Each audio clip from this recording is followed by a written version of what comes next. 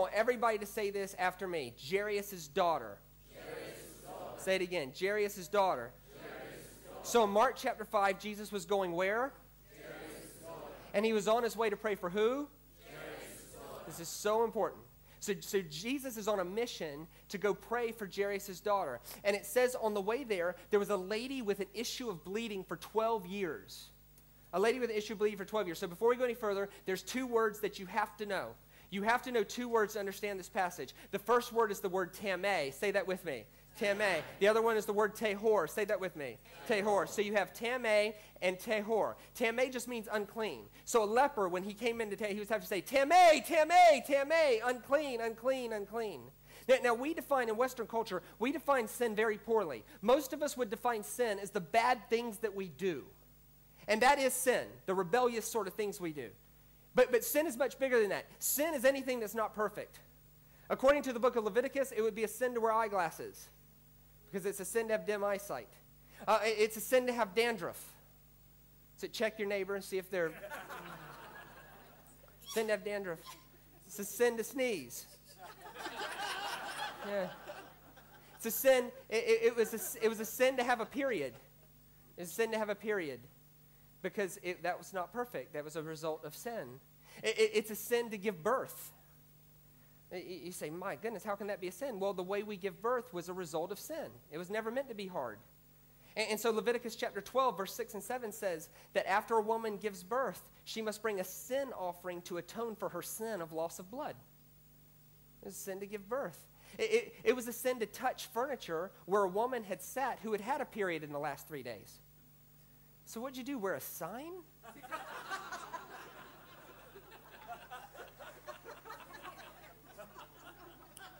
Like tameh was very contagious. So if somebody had dandruff and you touched them, you became tameh, and then you had to go offer sacrifices for yourself.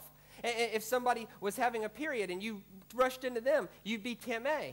If you touched furniture where they had sat, you were tameh. If you touched furniture where a married couple had been intimate in the last 3 days, it was tameh. What do you do? Put a sign? Like what do you do? I was teaching this at a pastor's home once, and he made everybody get off the couch.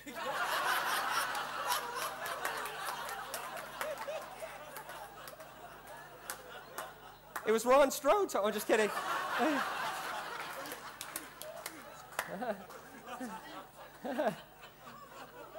He was like 75 years old, this guy. I was like, my Lord. You're 75 and still getting sofa loving.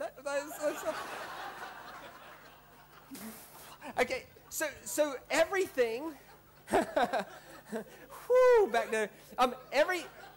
Everything was tameh, and it made you contagious. So in Mark chapter 5, if there was a lady with an issue of bleeding for 12 years, what was she? Tameh. And so she starts elbowing her way through the crowd. What's everybody becoming? Oh, yeah. So she starts elbowing her way through the crowd. Now, let me just put this in perspective, okay? This was not just about physical healing. That was a very small part of it. This was about a lady who would not have been purposely touched in 12 years. 12 years. When she walked into a room, people would have put their hands behind their back and walked away. She would not have been hugged. Most rabbis would have given her husband a get. He would have been given a certificate of divorce, a right to leave her and remarry because of marital unfaithfulness, because he could not touch her without becoming unclean himself. This lady would have lived in ultimate rejection, ultimate pain.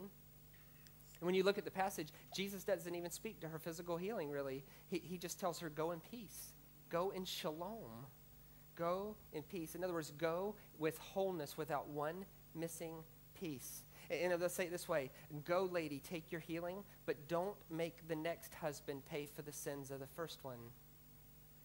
Go in peace. Go and don't make your next relationship pay for the sins of your dad. Don't make everybody else for the rest of your life pay for the rejection that your whole community gave you for 12 years. Don't do that. Go in shalom. So she elbows her way through the crowd, and it says that she reaches up and she grabs the corner of Jesus' garment. Why? There will come from God a son of righteousness with healing in his wings. There's healing in the tassels. There was healing in how Jesus carried his tassels. And she knew that. She had memorized every prophecy about Messiah. She was a good Jew. She would have memorized everything, and she knew if she could just get to his tassels, she'd be okay. And Jesus breaks form, doesn't he? Doesn't Jesus break form? Most of the time when Jesus healed somebody, what did he say? Shh. Don't go say anything to anybody. Jesus knew when you tell somebody don't say nothing, they go and talk. It's this whole marketing strategy, really. But he breaks form. And what does he do? He goes, who touched me? Who touched me? Power has left from me. Let's refocus ourselves. Where was he going? Jairus' daughter. Just want to make sure you hadn't forgotten that. Who touched me? Who touched me? Power has left from me. Does that sound like Jesus at all? No. As a matter of fact, it's the only time you ever see Jesus do that. It's not Jesus, really? Like, what's he doing? Who touched me? Who touched me? Power has left from me. That doesn't sound like Jesus. That sounds like Darth Vader or somebody. It sounds like Yoda. Some kind of Star Wars thing going on. And so everybody looks. Now think about this. The lady with the issue of bleeding for 12 years. If he makes it known that a lady with an issue of bleeding for 12 years has touched him, what does everybody think he is? Unclean. Tameh. Now it's very important theologically to know Jesus did not become unclean. She was healed instantaneously. Can't have an unclean Messiah. This would not be good. But everybody thinks he's unclean. And that's going to be very important because where's he going? Jairus' daughter. He turns and he speaks to the lady. He says, go in peace. Take your physical healing, but bigger than that, take emotional wholeness. Take it. There's healing in my wings.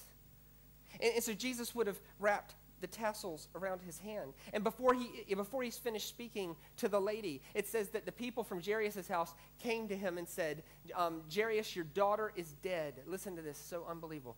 Jairus, your daughter is dead. Why bother the rabbi anymore? Why bother the rabbi anymore? It sounds very insensitive.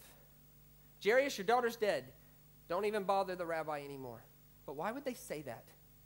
Because it was against the law for a rabbi to knowingly walk into a room where a dead body was. He couldn't knowingly walk into a room where a dead body was unless he was already considered tameh by the general public. Who touched me? Who touched me? Everybody look over here. This lady with an issue of blood, she just touched me. I need everybody to think I'm tameh.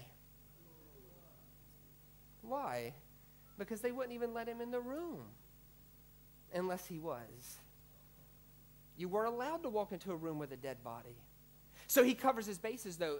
I'm just telling the story now. He covers his bases. He says, look, she's not dead. She's just asleep. Wink, wink. And it says they laughed at him. They laughed at him, but then they let him in. Now I want to end this part of the message just by looking at this in verse 39. It says, Mark chapter 5, verse 39. And going in, he said to them, why is all this commotion and weeping? The girl is not dead, but sleeps. And they laughed at him. But when he had put them all out, he took the father and the mother of the child and those with him and went into where the child was lying. Now look up here just for a second. Let's remind ourselves. You've got kanaf, tassels, and talit. Talit is the presence of God. The corners is what held the word of God, the name of God, the ways of God, and the grace of God. A rabbi would have walked around with the tassels wrapped around his hands. So would most of people. They wanted to remind themselves that God's way is the way of life. Now watch what he says. And he went into where the girl was lying, and he took her by the hand. Now we got a real problem, don't we? Is it tameh to touch a dead body? Oh yeah. It's tameh to even walk into a room where there's one. It says, and he took her by the hand. What would have been wrapped around his hands? Tassels. Everywhere the tassels are around our hands, there's healing. Everywhere we unwrap God, there's commotion. It says he took her by the hand. And he said to her, next verse, and he said to her, Talit ha kum. Little girl, the presence of God is here. Get up. Talit ha kum. Little girl, the talit's here. Get up.